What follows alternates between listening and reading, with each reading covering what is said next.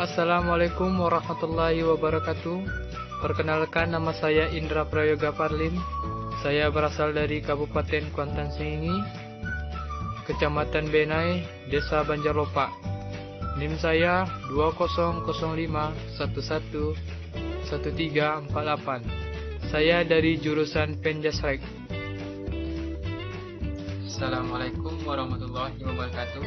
Perkenalkan, nama saya Muhammad Ridho. Saya berasal dari Kecamatan Ubijaya, Kabupaten Kampar. Saya dari kelas Penjasrek. Nomor NIM saya 2005114271.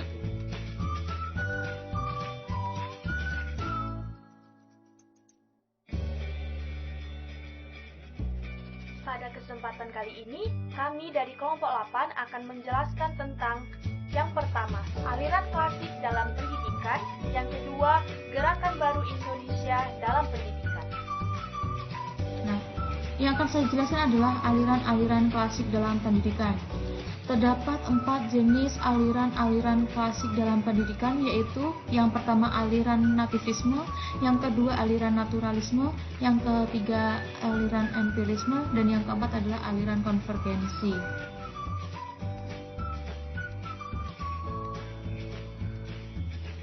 Aliran nativisme. Nativisme berasal dari kata nativus yang artinya kelahiran. Aliran nativisme itu sendiri adalah suatu aliran pendidikan yang menekankan pada pembawaan dari lahir. Artinya, seorang anak akan mencapai perkembangan dan mendapatkan hasil pendidikannya akibat dari faktor internal dari anak itu sendiri. Dan tokoh untuk aliran nativisme ini adalah Arthur Schopenhauer tahun 1788 sampai 1860. Beliau adalah seorang filosof Jerman. Untuk faktor-faktor internal ini ada 3. Yang pertama faktor genetik, yang kedua faktor kemampuan anak, yang ketiga faktor pertumbuhan anak. Adapun juga untuk tujuan dari aliran nativisme ini. Yang pertama agar mendorong anak untuk mengenali bakatnya. Yang kedua agar anak dapat mengembangkan bakat yang dimiliki hingga membawanya pada kesuksesan. Yang ketiga agar menumbuhkan jiwa berkompetisi bagi anak. Lalu yang kedua saya akan menjelaskan untuk aliran naturalisme. Jadi naturalisme berasal dari kata nature yang artinya alam. Aliran naturalisme itu sendiri adalah suatu paham atau aliran pendidikan yang mengartikan bahwa seseorang dapat berkembang, mencapai keberhasilan, dan memperoleh hasil pengetahuannya atau hasil pendidikannya dengan sendirinya, menurut alamnya dan tanpa banyak campur tangan dari manusia. Sehingga aliran ini menekankan agar seseorang itu dapat berkembang dengan kehendak mereka sendiri dan alam yang ikut menentukan. Untuk tokoh aliran ini adalah Jean-Jacques Rousseau tahun 1712 sampai 1788. Beliau berpendapat bahwa pada hakikatnya semua anak manusia adalah baik pada waktu dilahirkan, akan tetapi rusak setelah berada di tangan manusia. Sehingga dalam aliran naturalisme ini menyerahkan sepenuhnya kepada anak dan alam. Untuk yang ketiga adalah aliran empirisme. Untuk kata-kata ini memiliki arti yang sama, dan empirisme memiliki arti pengalaman yang berasal dari kata empiria. Aliran empirisme bertolak belakang dengan aliran nativisme. Empirisme adalah suatu aliran yang lebih menekankan pada faktor eksternal dalam perkembangan dan keberhasilan anak.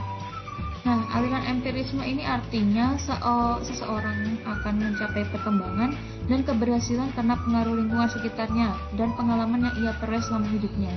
Sehingga aliran ini menganggap bahwa kebenaran bukan berasal dari akal, melainkan dari panca indera.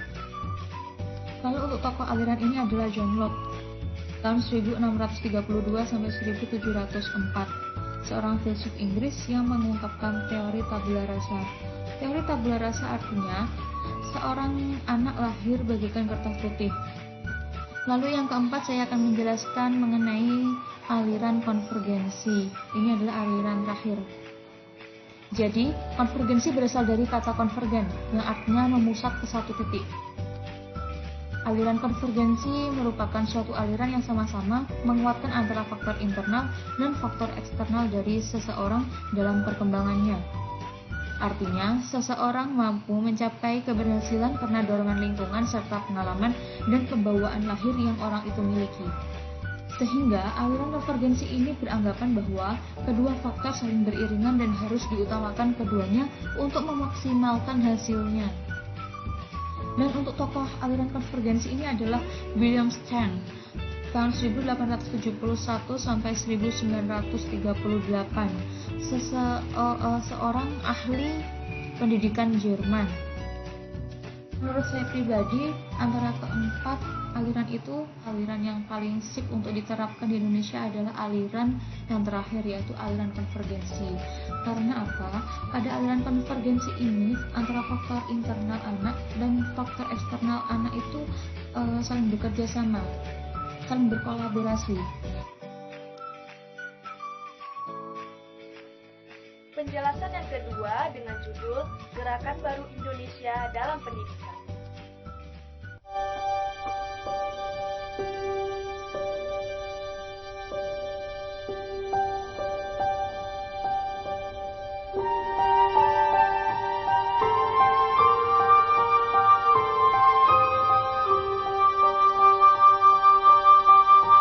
Indonesia memiliki lebih dari 230 juta warga.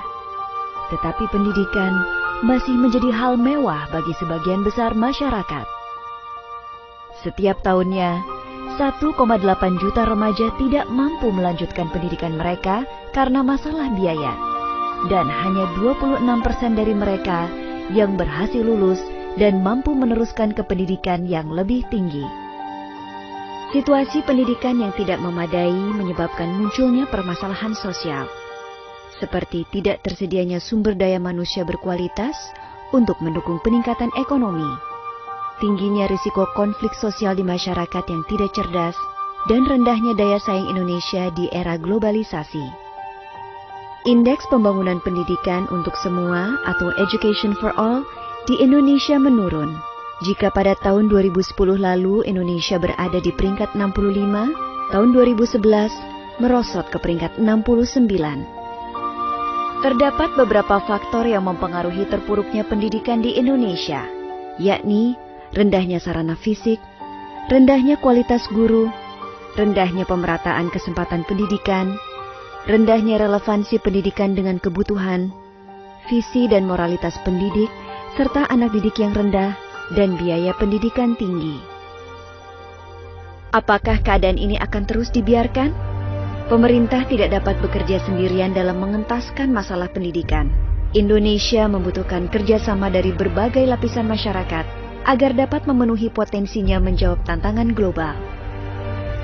Inilah yang melatar belakangi dicetuskannya Gerakan Indonesia Berkibar, yakni gerakan nasional yang bertujuan memperbaiki kualitas guru dan sekolah di Indonesia.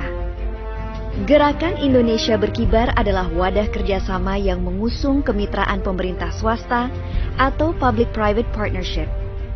Model kemitraan pemerintah swasta dapat mendorong munculnya program yang mendapatkan hasil dari sumber non-tradisional dan pendekatan yang berbasis pasar yang berkesinambungan. Dengan begitu, Gerakan Indonesia Berkibar mengikut sertakan segenap lapisan masyarakat yang peduli pendidikan untuk ambil bagian dalam gerakan nasional ini. Gerakan Indonesia Berkibar memerlukan partisipasi berbagai pihak yang diharapkan akan berkontribusi memajukan pendidikan Indonesia. Pendukung adalah mereka yang memiliki fungsi legislatif. Mereka memastikan aspirasi para pihak yang peduli akan perbaikan pendidikan tertampung dalam menjalankan fungsi legalisasi. Mitra adalah perusahaan dan institusi yang mengalokasikan dana CSR untuk menjalankan program tanggung jawab sosial untuk perbaikan kualitas pendidikan Indonesia. Fasilitator adalah mereka yang memiliki program perbaikan kualitas pendidikan di Indonesia. Fasilitator menawarkan program yang dapat membawa pendidikan Indonesia melahirkan calon-calon pemimpin masa depan yang dapat menjawab tantangan global. Pemberi pengaruh atau influencer memiliki fungsi meningkatkan pemahaman pentingnya pendidikan melalui penyebaran informasi untuk memperbaiki kualitas guru dan sekolah di Indonesia. demi membangun bangsa yang lebih kokoh. Untuk mendapatkan hasil yang signifikan bagi kemajuan pendidikan Indonesia, Gerakan Indonesia Berkibar mencanangkan 4 program dalam prakarsa ini. Program peningkatan profesionalisme guru. Program ini memperkenalkan pengetahuan dan keterampilan menyangkut profesionalisme mendasar dan masalah pedagogi bagi para guru. Program kepemimpinan pendidikan dan manajemen sekolah. Program ini meluaskan perspektif para pendidik mengenai profesionalisme dan bagaimana asas kepemimpinan digerakkan untuk meningkatkan hasil pembelajaran di sekolah. Program tata kelola sekolah. Program ini menggali paradigma-paradigma baru dalam tata kelola sekolah, kepemimpinan, budaya sekolah, dan strategi pengembangan profesional untuk pendidik. Program lanjutan. Program ini mengembangkan kapasitas para guru dan kepala sekolah atau komunitas sekolah dalam area yang spesifik. Gerakan Indonesia Berkibar memerlukan dukungan Anda. Kita perlu menyatukan berbagai lapisan masyarakat untuk membuat Indonesia sebagai bangsa yang maju. Kita perlu merealisasikan potensi dari setiap warga negara agar Indonesia mampu menjawab tantangan global. Bersama Gerakan Indonesia Berkibar, mari kita membuat perubahan menuju Indonesia yang lebih baik.